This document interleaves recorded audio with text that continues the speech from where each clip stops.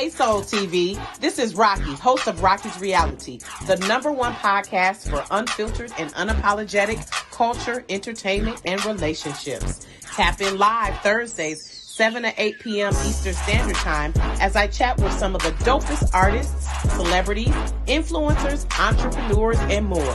Make sure to catch the Soul TV premiere of Rocki's Reality, Thursday, August 17th, 7 to 8 p.m. Eastern Standard Time with my guest, Joel Steingold of Showtime's hit series, The Chi. We will be live on Facebook, YouTube, and Roku. See you soon.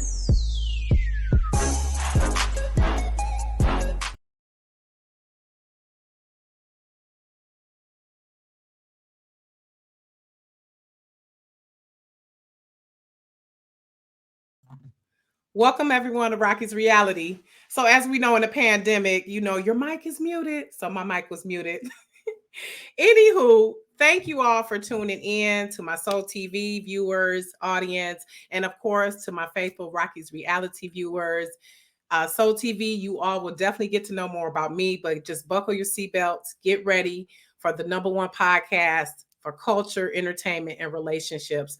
We have some great shows coming up. And tonight's guest, before I get into it, I just got to put out there that we've been knowing each other a very long time. So if we get nostalgic on you guys, if we go down memory lane a little bit, just bear with us, because you know how it is when someone has been your folks, your peeps for a long time. So I am going to bring into the studio now Mr. Joel Steingold. What's up, everybody? Hey, Joel, thank you for joining me. Thank you. And I am honored that you are joining me on the premiere on Soul TV, by the way. All right.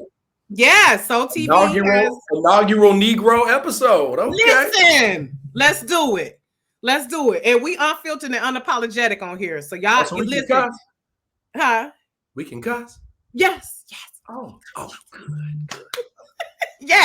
Yes, shit, goddamn. Yes. Get it out of the way. Just get it out. Listen, like I said, unfiltered and unapologetic. So if y'all the church folk on here, if y'all, we'll get to the church announcements later, but for now, we're gonna get into it. So I'm gonna introduce my guest. Joel Steingold is an actor, voiceover artist. I babysit and I do hair. Right, okay, good. I was gonna say floral expert extraordinaire, and you babysit and does hair, even though he ain't got to worry about none of his own. No, but the back hair though, the back hair got to make sure it's laid. You know what I mean? You can't just be walking around here with some nappy, unkempt back hair. You know what I mean? It's 2023. Right. Get it right, get it tight. Do you have a brush for your back hair? Longest brush, custom made. I love it, Joel. So if you all do not know, Joel has been putting in work for a long time. Joel has been an actor going on like 23, 24 years now. Yeah, man. Well, I joined SAG in '99. So shoot, I've been a SAG member for 24 years now. I love it. So you're official, y'all. He's not just somebody, on the chitlin circuit. Joel is official. You may have seen him in. Ain't nothing wrong with a chitlin if you clean it right, There's a time and a place for everything is all I'm saying. I can't do the chitlins though. Y'all might have to take my black card for that one, because I don't do chitlins. But no, me neither. But I don't judge those that enjoy. Listen, put a little hot sauce on it. But you all may have seen Joel in How to Get Away with Murder, Shameless, which that scene from Shameless, I'm still reverting back to. Like, I was like, is that my classmate Joel on the that scene? You know what I'm talking about? His booty just out. Right, you and Fiona up on the desk. I'm like, ooh. But you've also seen him in the Muppets, Hawaii Five-0. And then your most recent is The Crossover, Disney Plus. You've been that was fairly recent. Hold up. I was the bartender in the Ray J video, Wait a Minute, in 2002. I mean, you acted like that ain't, come on, man. Oh, Lord, the one with Lil' Kim. I love it. Shout out to Ray J and Lil' Kim. But most recently, you all have seen Joel on The Chi. Which shout out to, I'm going to have to give a shout out and hand claps to The Chi on Showtime. I have to say, I love how the show has evolved. 6 seasons in. Big 6. We like a game of dominoes. We big 6 up in here. I love it because around season 3, I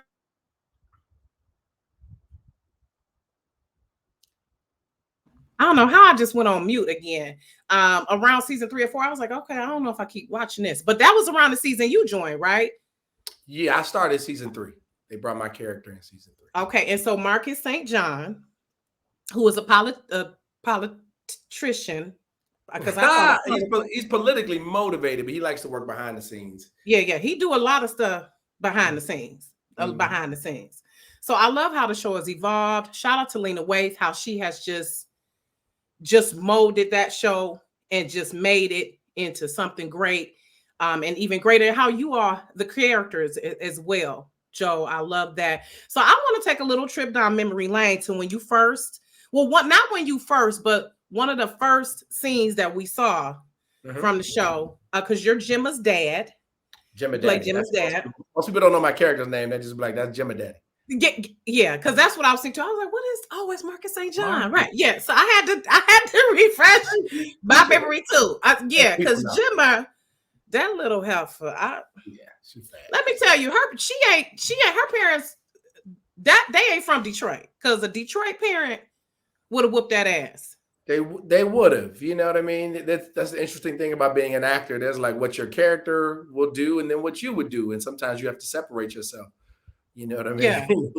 Sometimes you have to. I said the Joel that I know. So by the way, y'all, Joel and I have literally known each other since 4th grade. I have to say that because I'm proud every time, like how it's full circle that we've come from Go Lightly Educational Center to Cass Tech. Original G Unit, Go Lightly. What's up? Listen. And then Cass Tech, second to none. If you all don't know, Google those schools, 2 of the best in the nation. But I had to look. I was like, I know damn well Joel would not be, and I know your mama, because I met your real mama. Yeah, I was like, I know that wouldn't have been going down this behavior with Jim. It's a challenge a lot of actors have. You know, you get the script, and you have your writers, your team of writers, and they have their ideas of how they see the character, how they see that scene, and then how you would see it. And then, sometimes I do fight for certain moments. That I'm like, this just doesn't make sense. And then, but you got to pick your battles, because you can't try to get it all your way, because there's, like I said, there's how your character would respond to something or say something, and then how Joel, and they don't always, if you're playing a homicidal serial killer, you can't be like, Joel was not a serial killer. So you have to remove yourself from it. But also, I feel like as Black folks, there's another layer of representation that we feel invested in, as far as how we want to see Black characters on television. So there's another layer of responsibility to the craft and to the art of storytelling. Okay, love that. And that's what I love about the show, how it's authentic, how it portrays the good, the bad, the beautiful, and the ugly of Black relationships, of Black love, of parenthood. I love the LGBTQ aspect. I love how Lena Waithe, she doesn't just tiptoe around that. I love how she makes, it's not just their LGBTQ, but they are real people. And that just, them being gay or transgender is just only a part of who they are. So I love that aspect on the show. And I love how you all also show real aspects of what's happening, how you all talked about defunding the police, how you all just talked about crime in the neighborhood and just teen pregnancy, how that, like, y'all done went there on a gamut of topics. And I just love how thorough that is. So again, let's right quick. If you all have been watching The Chi, you know this is around season 4. And this is when Gemma and Kevin was still kicking it, because we know now she with Nate. So let's watch this clip right quick. Oh, this little Negro think he's slick.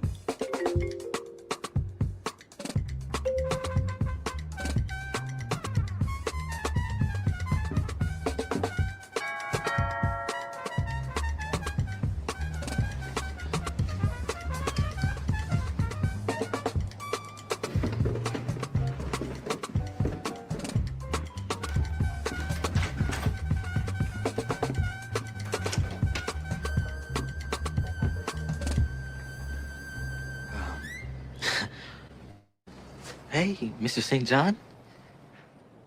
Morning, Kevin. Come on. You read the paper, young man? Nah, I get my news from the shade room. So you didn't see the Tribune this morning, huh? No, sir. Bunch of kids that look just like you burned down a few local businesses last night. It's front page news this morning. And you're bringing that up because... Because white folks are gonna read this and assume something about us that's not true. Who cares about what white folks think? If this kind of shit keeps happening, the Olympics will never come to Chicago. Dad, nobody cares about the Olympics. I like the Olympics. Really, Kevin? What? Everybody likes the Olympics. So that's why you mad at those kids for burning down the city.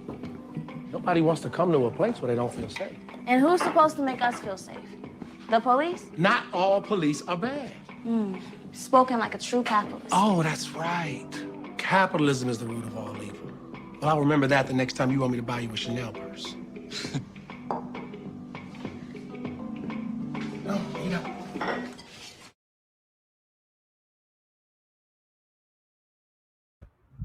Okay, so that mouth on Gemma.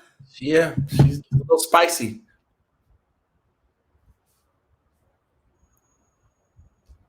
Sorry, you don't have any children currently, right? No. Okay, but he's the uncle, y'all. He will babysit and do hair, by the way. Okay. Yeah. So how did you prepare for the role to be a teen, the father of a teen in Chicago? I mean, I think for me, being an uncle to, some teenage kids and some adult kids and young kids, I think that gave me some great preparation. I also was a substitute teacher for 10 years here in LA Unified School District for high school. So I was, Mr. Steingold to a bunch of teenagers for, like I said, 10 years. So I had plenty of classroom experiences dealing with teenagers. So I felt like that was fertile ground for character preparation. Okay, love that. And so now that we are in season 6 of the show, how do you feel about how your character has evolved? Because for a minute there it was touch and go, Joel. For a minute there, I was wondering. I said, "You talking about when I almost died?" Yes. You was laying on that floor. I was like, "Oh my God!" And which, by the way, dude is so savage. I'm sorry, I'm forgetting the actor's name in real life, but he is a savage. Curtis. Yes, he is a savage, and I was screaming at the TV when he was hitting you. I was like, "Don't be hitting Joel like that! Don't be hitting him!" I was like, "Get up, Joel! Beat his ass!" I couldn't get up. I was in a coma for a little bit, but they brought me back, and the producers told me at the beginning of the season, like, just so you know, you're going to get beat within an inch of your life, but you will survive. So that was, breath of fresh air as an actor. That's some, we love a little job security. So it's nice to find out that, your character lives on. Okay. To fight another day. So they let you know at the beginning of the season, you're going to get your ass beat this season, but you're going to live through it. But you're going to live. Okay. And that's all that matters. Yeah. And that wasn't a bad episode, especially the finale when you see my character in the hospital.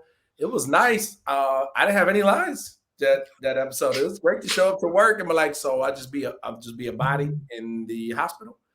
Cool. No prep necessary. No need to memorize lines. No need to rehearse.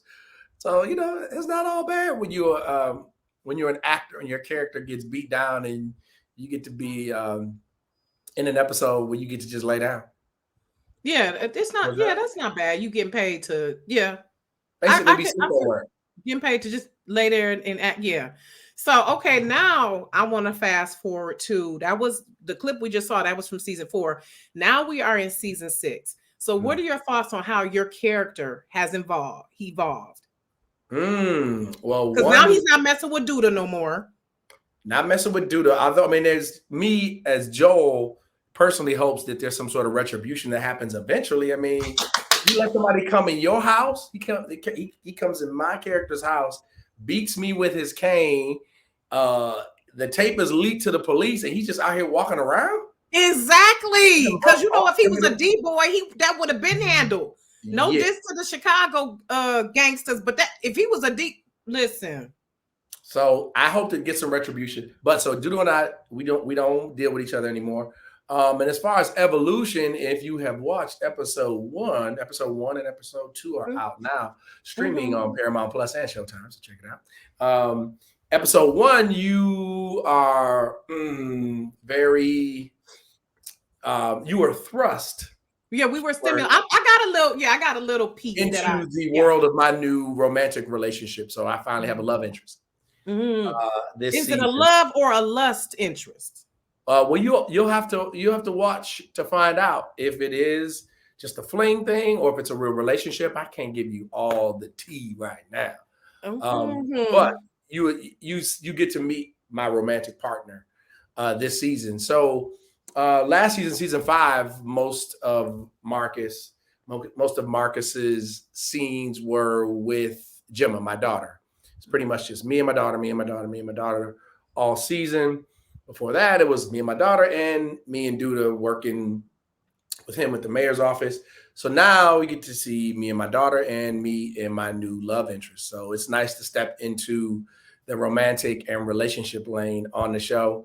Because I told Lena, our show creator, I said, everybody fucking on the show but me. Me, right? Wait a minute. Joe, that's exactly what I was thinking. I was like, Joe ain't gonna have no boo. Can he get the kids humping on the show? Right. I'm gonna say the kids even fucking. They even getting it in. Can I get a stroke? Just or 2 or 3. Like, whoa, let's not get greedy. Let's not get greedy. Right, a few. Right. I'm glad you advocated for yourself. Thank you. You know what I mean? That's what I was going to. We need, I need to make sure I stand up for positive male body images on television. I don't do this for me. Do it for the brothers out there. Right. You forgotten about. Listen, represent. So I wanted to play right quick. I was trying to get a clip of season 6 and I couldn't get an official clip. I asked for it. They're not releasing nothing yet. Hey, listen. That's okay though. We improvised. And so I did a little screen record just to show a little snippet of you. Unless you want me to do one of my scenes live,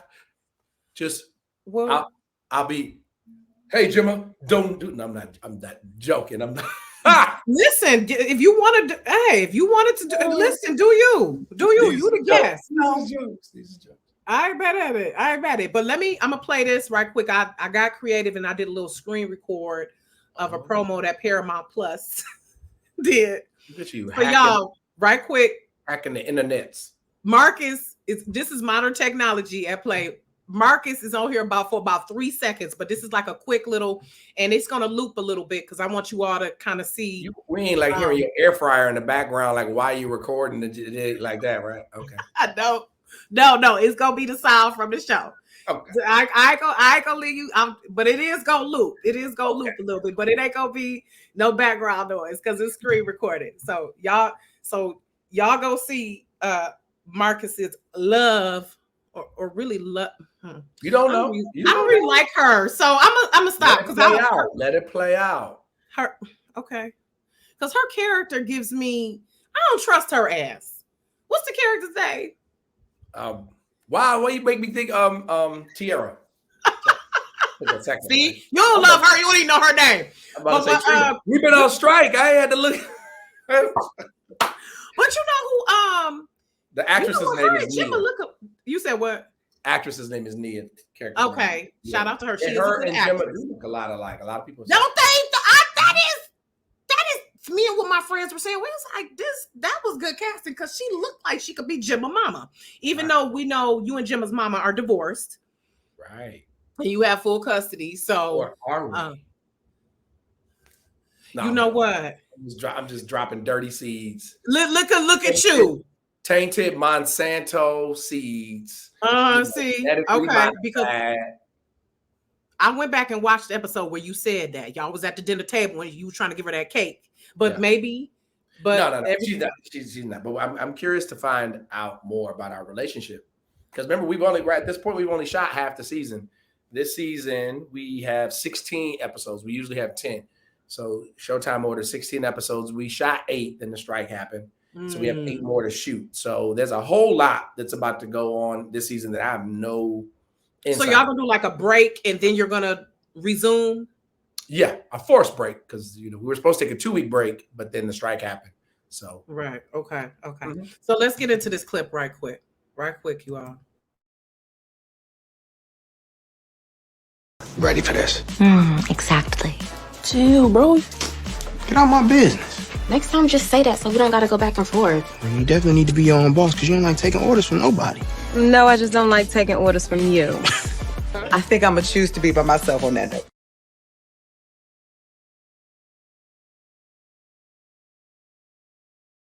You know, I'm the only woman in this house that should be calling you daddy. I am not ready for this.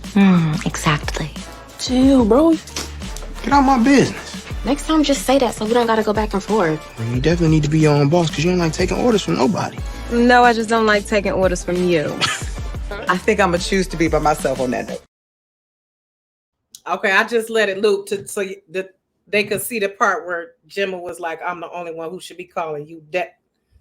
And you have to watch episode 1 to find out what she's referring to. Ooh, If you ain't seen it. because that was a. So yeah, y'all need to catch up because it is on episode 2. So do you know how many episodes you're going to be in this season, Joel? We shot 8 out of the 8. I believe I'm in 4 of them. Okay. Might be 5. I have mastered the art of like putting out my mind. Like once an episode is over, thinking back, I'm like, who directed that episode again? Was I in that episode? I have to go back and look at emails.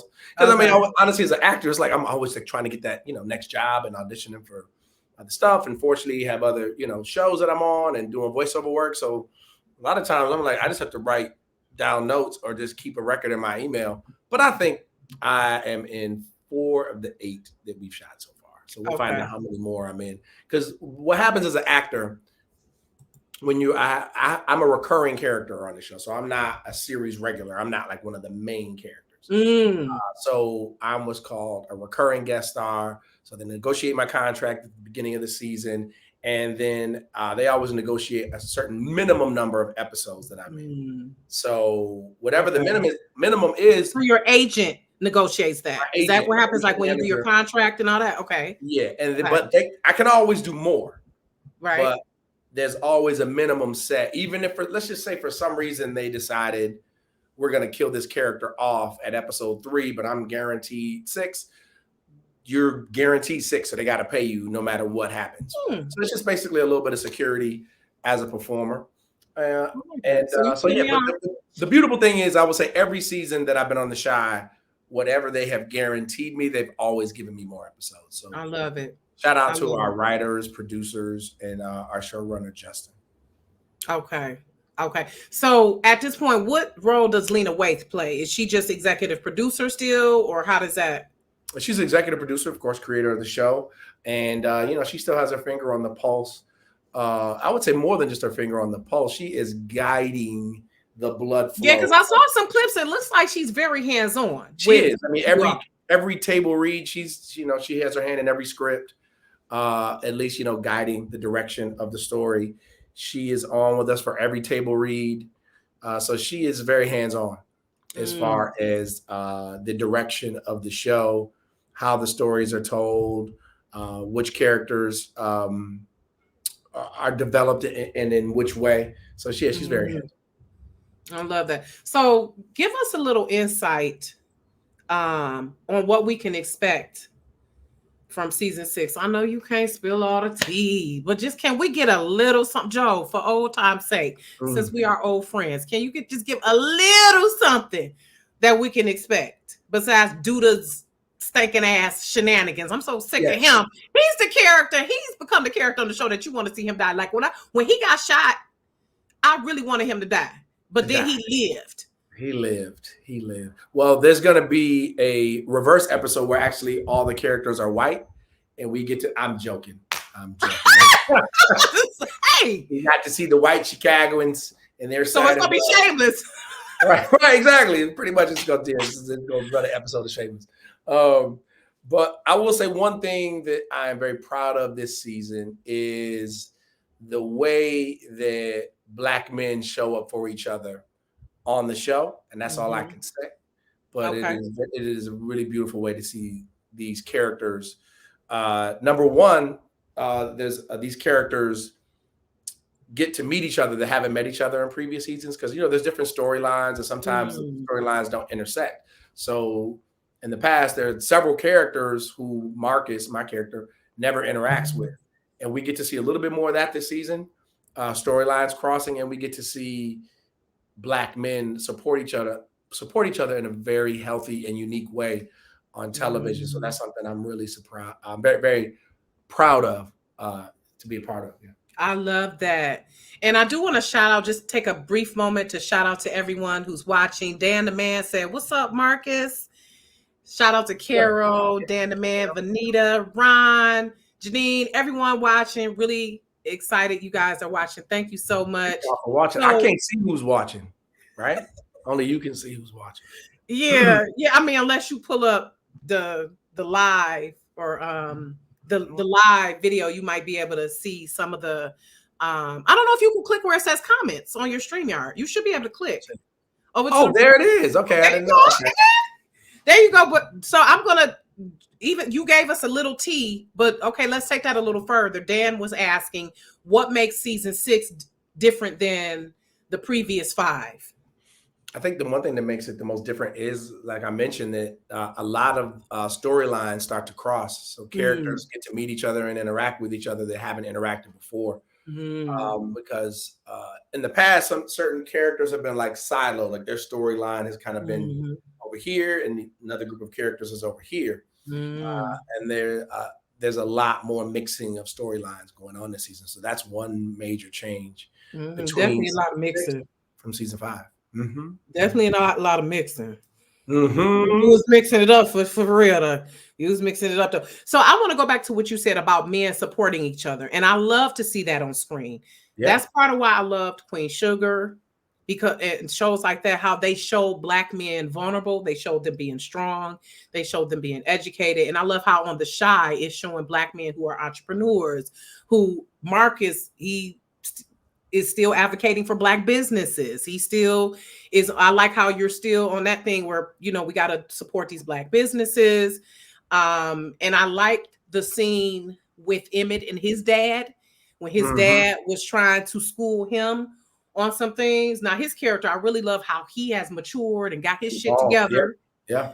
And married, oh my God, her name is leaving me, but married Emmett's mama. So I really like, yes, Jada. Yes. So I like that. And I love how the teenagers are just whole little grown people now. Gemma is a whole manager. How she just, I love how it's evolving. I don't know if I really agree with Kevin having his own place because you still a baby, but okay, whatever. This is 2023. So I'm really loving how the show has evolved. So shifting a little bit, I want to ask though, Joel, can you give us some insight about this writer's strike? Like in layman's terms, as viewers, what this means, and just letting them know it's not just the writers being assholes. Like this is a serious and valid struggle. Yeah. So, I mean, one thing that they're fighting for is protection from AI, being production companies or producers being able to take previous scripts written, feed them into an AI software, and be able to pump out scripts that are created by computers. So that's one thing writers are fighting for protection against. Another thing are these, what they're called mini writers' rooms, miniature writers' rooms, where they're essentially trying to use less writers in a shorter period of time to pump out a good amount of content, to pump out a good amount of scripts. So they want protection from, not being overworked and underpaid. And then, also making sure that they get the proper residuals that are attached to their content that they write.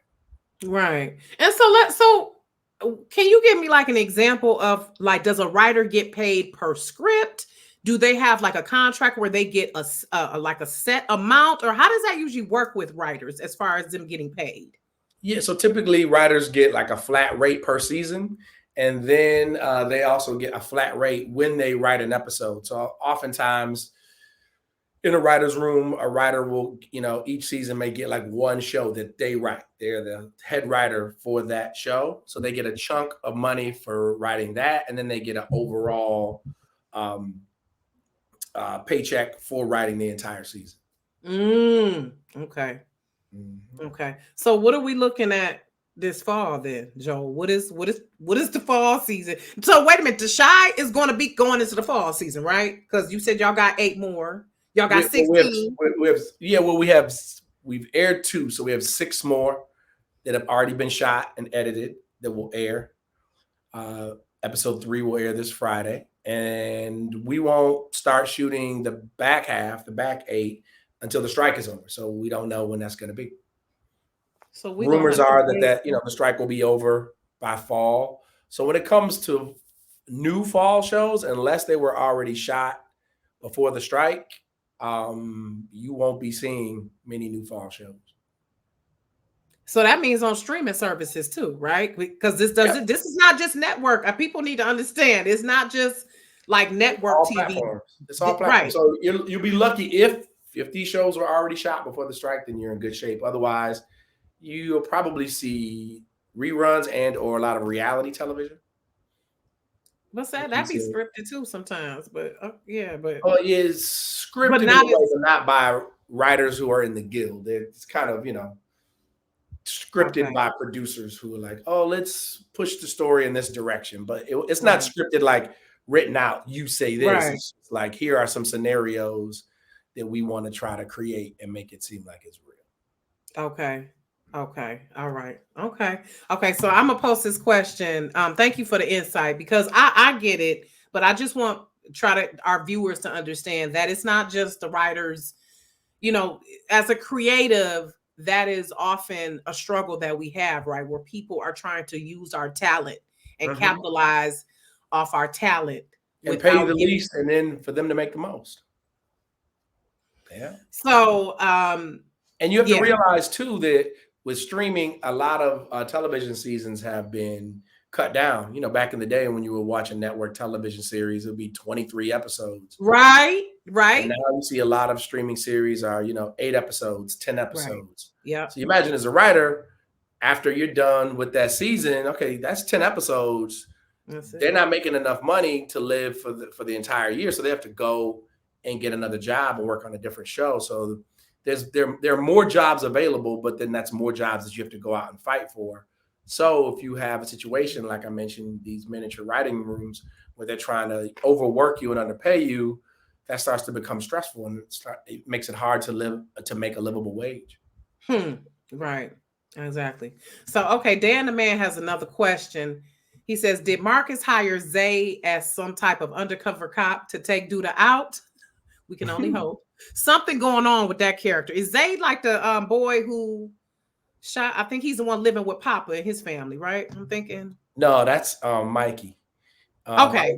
Mikey's the actor. Okay. No, Zay. I think Zay is one of the new characters who's part of. He's one of Duda's goons.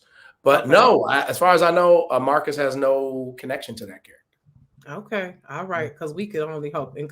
And so he said, also, if Duda gets taken out this season, will Burke, Reg, or even Zay come in to fill the villain role? I have no idea. You got to ask our writers, or you just. We can only hope. Continue to watch. We can only hope. I love Dan the Man. He like, give me something. If I knew the answer to that, I couldn't tell you. I like that though. I don't want to know. I get it. Yeah, keep them coming, no, Dan, because we like, what's because of these different angles. And quick little spoiler alert: Lynn Whitfield has entered the building. Yeah, legend. Okay, legend. Shout out to veteran actor. You said what?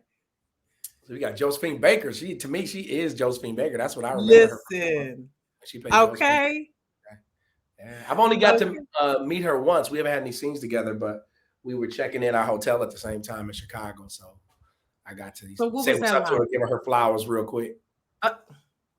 To be in the presence, she is a legend. Like, what is that like? What I mean, did you like get the fan? Did you have a fan guy moment?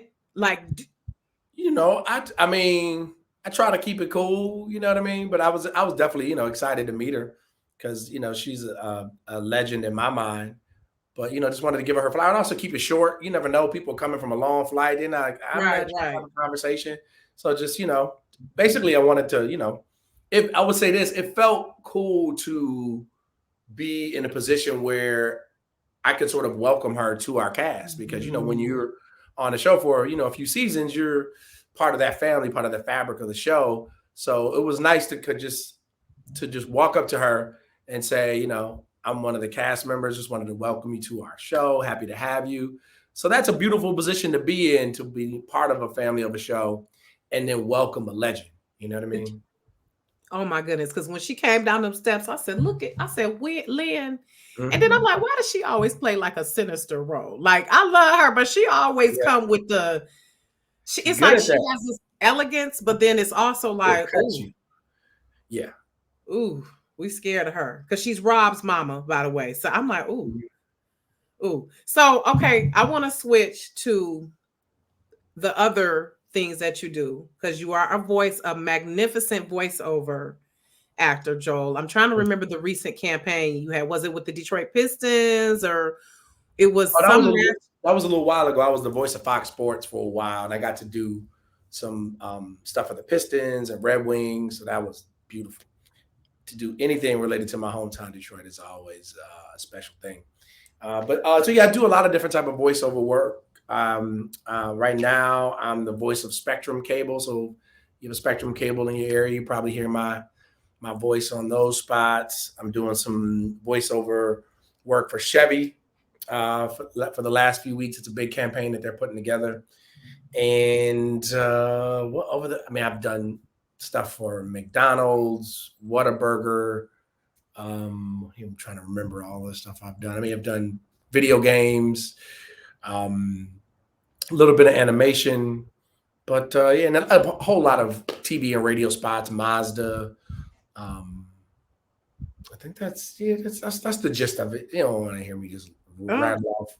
I mean, I love it. Bring the resume. These are some reputable brands, though. So describe that moment, Joel, when you knew you wanted to be an actor. Because I always knew I always remembered you as gregarious.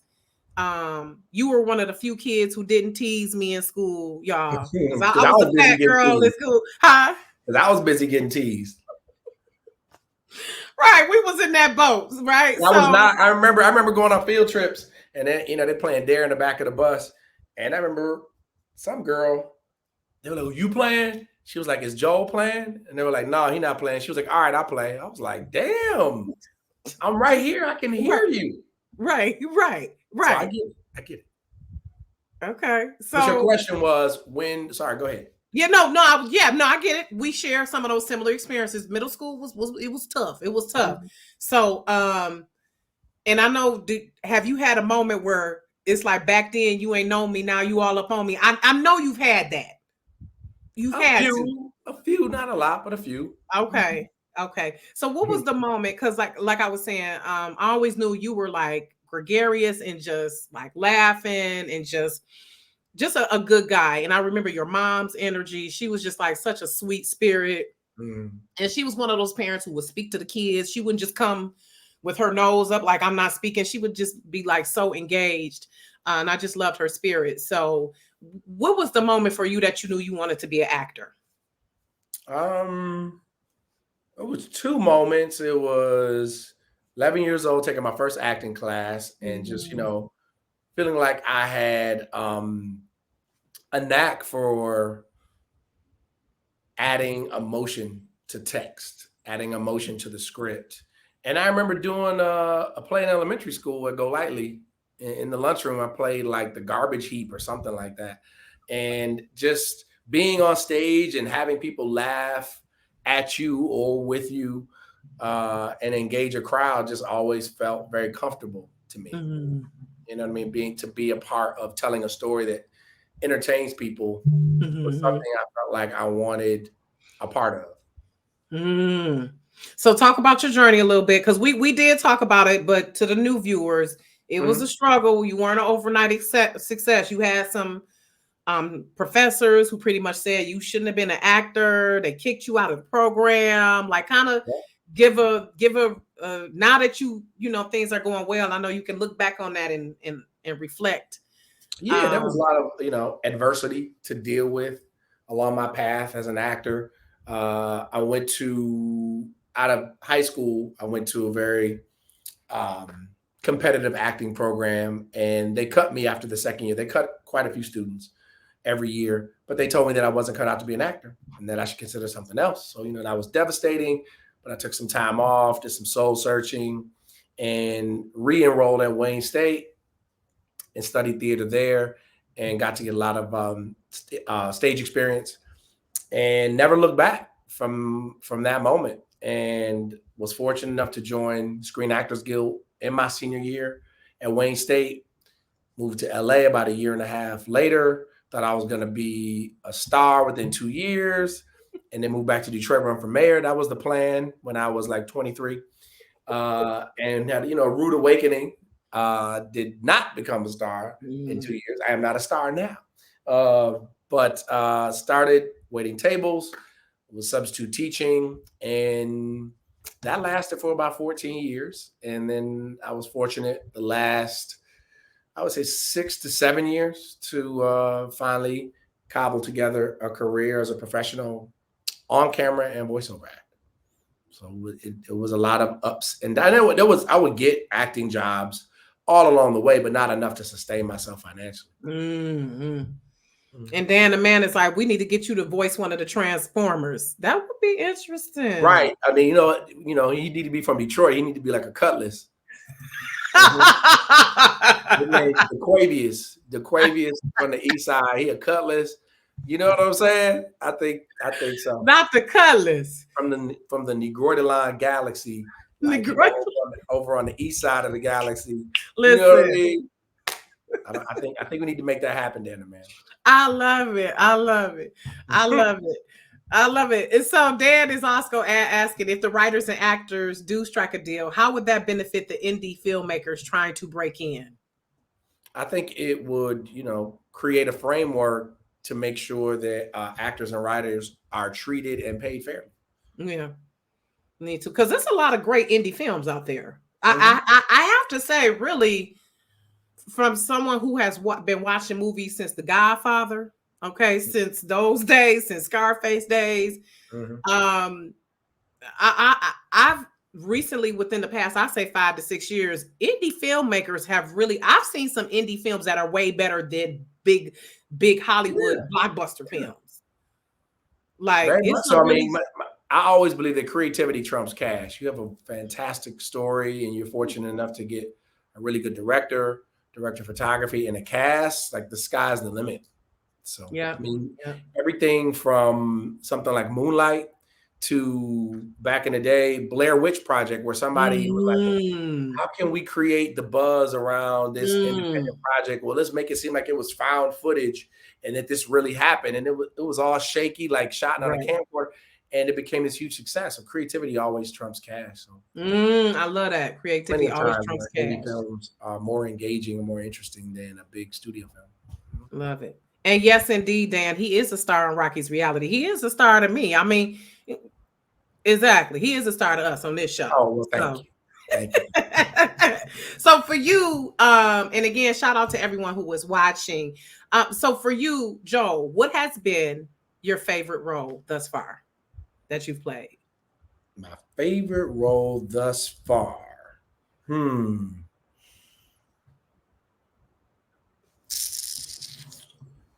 That's a good one. Favorite meaning as far as the time I had playing the character? However you define favorite. What was your favorite character? For whatever reason. I would probably say working with the Muppets.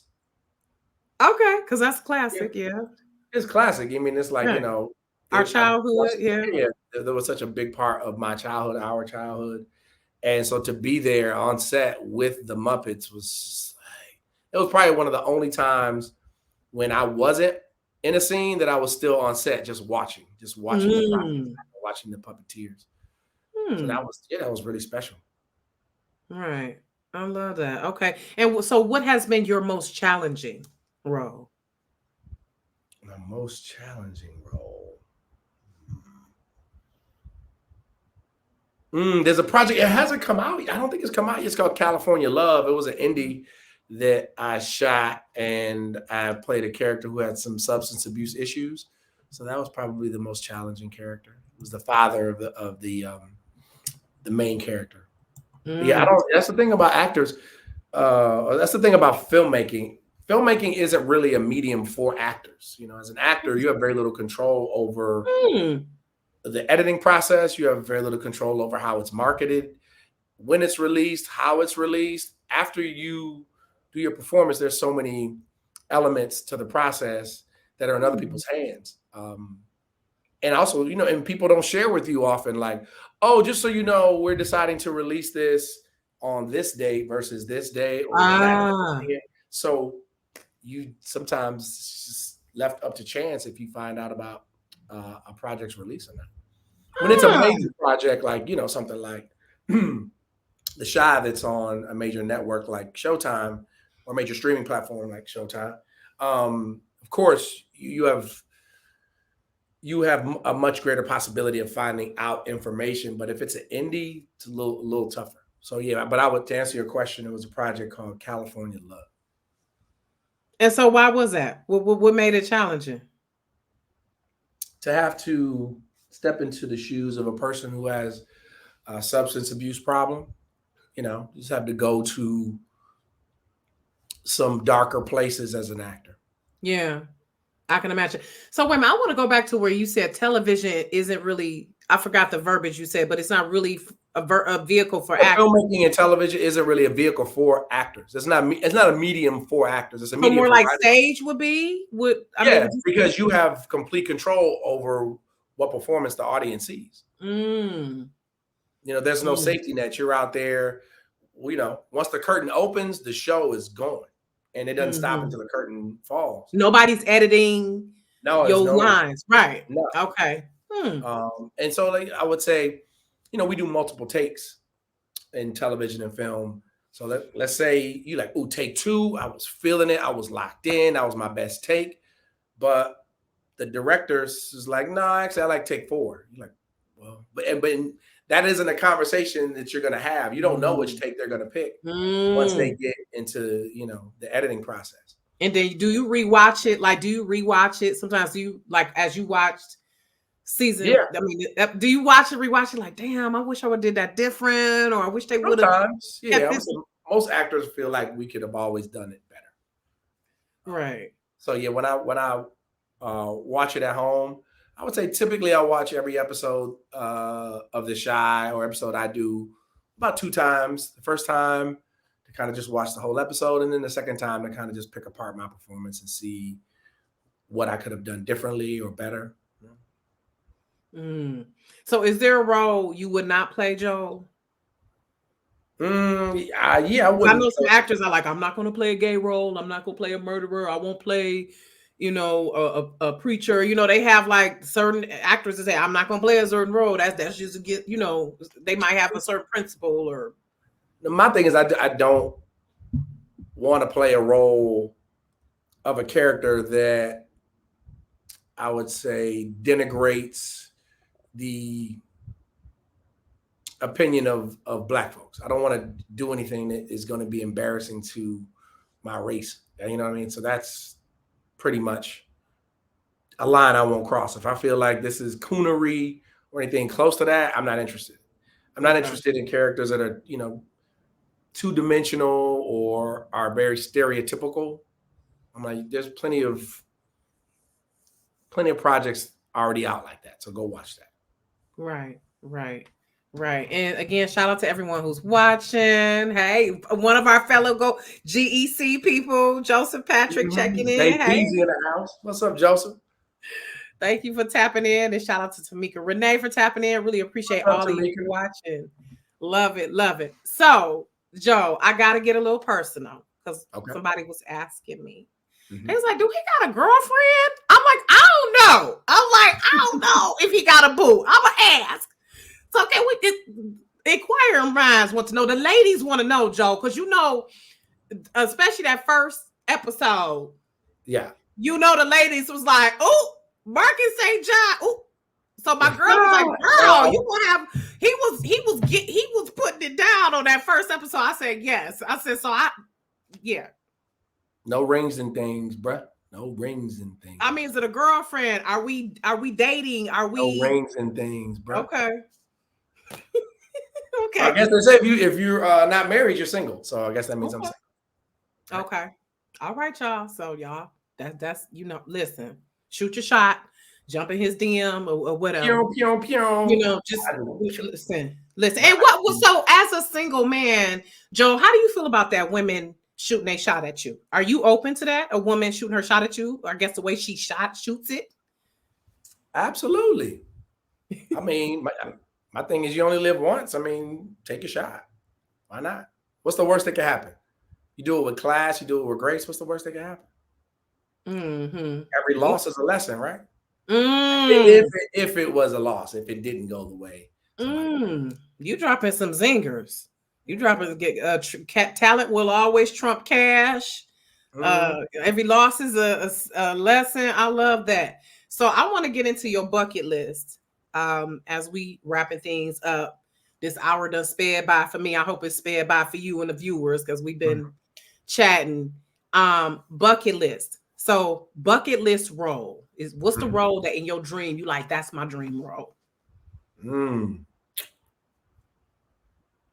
Man, I wouldn't even say, because I don't think I'm right for the lead role, but the story of being at all a part of the telling the story of Toussaint Louverture, who pioneered the Haitian Revolution. Historically, the only successful slave revolt that ever happened. And so I would like. Was that in Haiti? Haiti. Yeah. So yeah, I don't think casting wise I'd be the right person to play Toussaint, but if I could just play his cousin or his friend or his his lieutenant or something like that. Okay. Because I was like, you a little yellow to be playing. You more on the Dominican Republic side of the island. I was Toussaint. He was. I can't remember if Toussaint was biracial or not. I can't remember. He might be. But I just know that there are a lot of really wonderfully talented, naturally born Haitian actors who I feel like should play that role. But I'm like, can I just play the cousin? Just one of the cousins of best friends. Okay. And shout out to Connie Holland. She says, "What up, Connie? Thank you." Okay, fellow cast member. She's part of the. She's doing background on the Shy. We love it. What does she mean as background? I started off doing background work. What does that mean? Like background actors, whatever you see a scene in there, people walking in the background, maybe they're employees at the Rock Center or customers at Smokies. Okay, it's like an extra? Yeah, extras or background actors. Okay. Okay. And I want to ask you about that since you said that as far as casting, what are your thoughts on that when they get actors to play certain roles?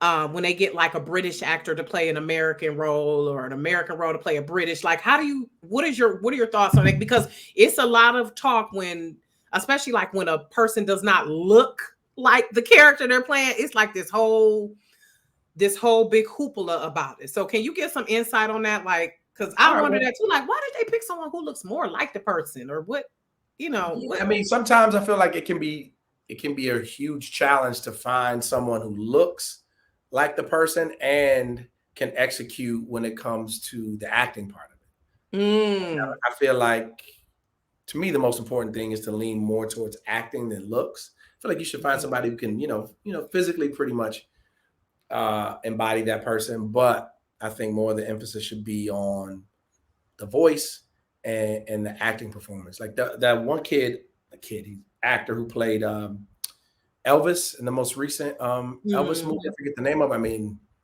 first of all, incredibly talented and looks just like Elvis. To me, that's just like a happy miracle. But as far as Black British actors, I don't have a major issue. I mean, I do feel like there is an inherent attraction to a Black British actor who can do a very convincing Black American sounding accent. Like when you see when everybody found out that Idris Elba was actually British, when they saw him on The Wire, they were like, "What?" He was so convincing. He just seemed like he would be a brother from Philly or something like that. So I feel like there is a component of it that feels very, how would I say it? I would say people are very impressed to find out that a Black actor can have a natural British accent, but also do a Black American urban accent. So I feel like casting people, directors are, can be influenced by that and feel like, oh, that makes them more sought after or desirable. But I mean, I will say this: there is no Black British actor working that I know of that doesn't have the chops already to go along with it. So, okay. You mean and not to pick on British actors. I was just using that as an excuse, y'all. But I know that can be a controversial example. Certain, like David Oyelowo is playing Bass Reeves in a new series coming up. So I know certain people feel the kind of way when a Black British actor plays a Black historical figure. They're like, can't you? And so I mean, but at the beginning, the lady who played Whitney, I think it was a little backlash on the actress who played Whitney Houston. Okay, even though I believe she's British, or I'm not sure if her nationality is not American, but she embodied Whitney's mannerisms to the T. Yeah. Like she didn't really look like Whitney, but when I looked at the movie, when I watched the movie and saw the mannerisms and the way when she was singing and just, I was like, oh, she really embodied Whitney. So I could see how they go more on the talent. I definitely absolutely. I mean, So okay. So, okay, we got a few minutes. So I want to get back to the bucket list. Do you have a bucket list director you want to work with? Spike Lee. Okay. Of course. What about producer?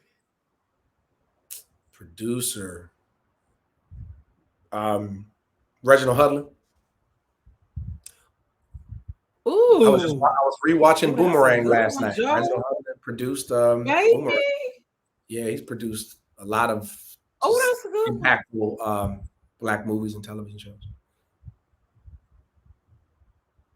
That's a good one. That's a really good one. Reginald Hudlin. Shout out to him. Okay, co-star. Let's put co-star.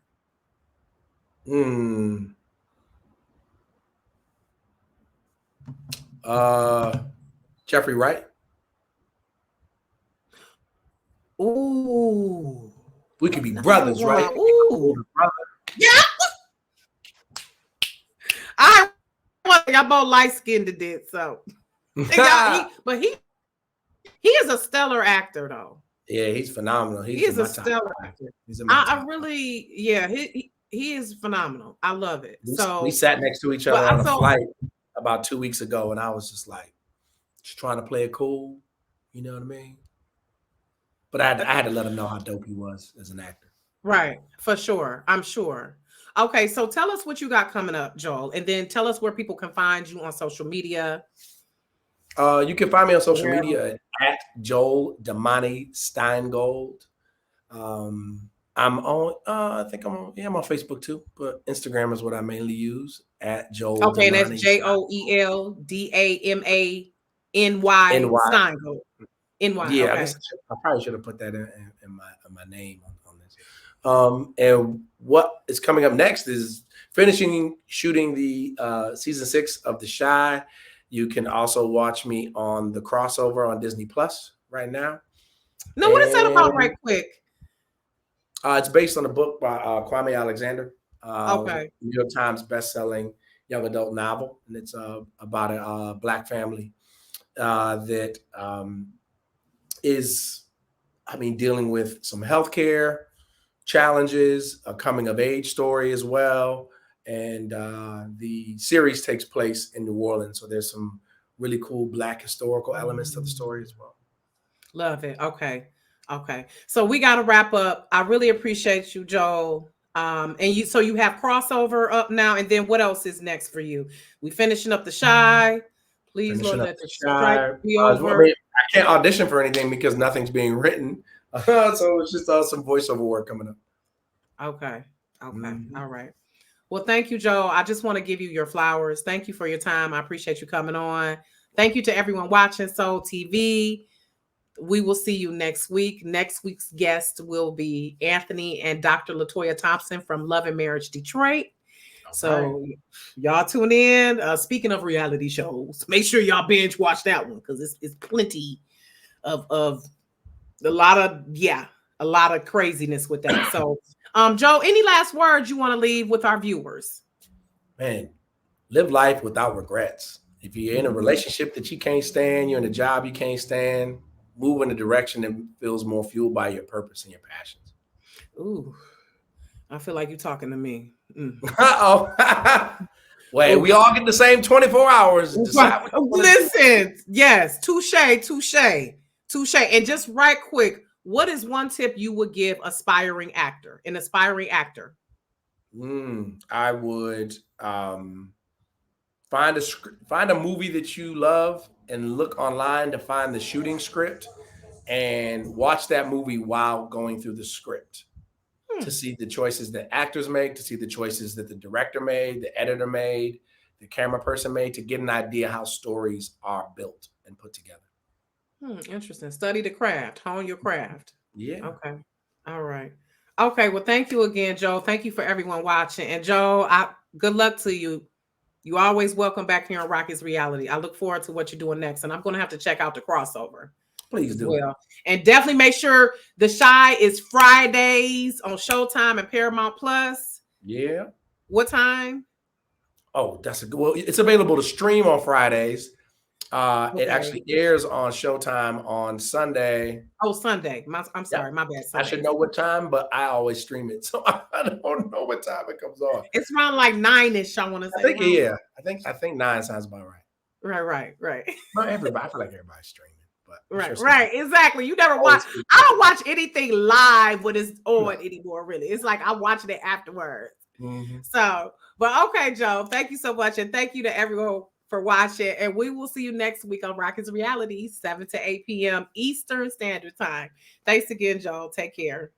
Much love, y'all. All right.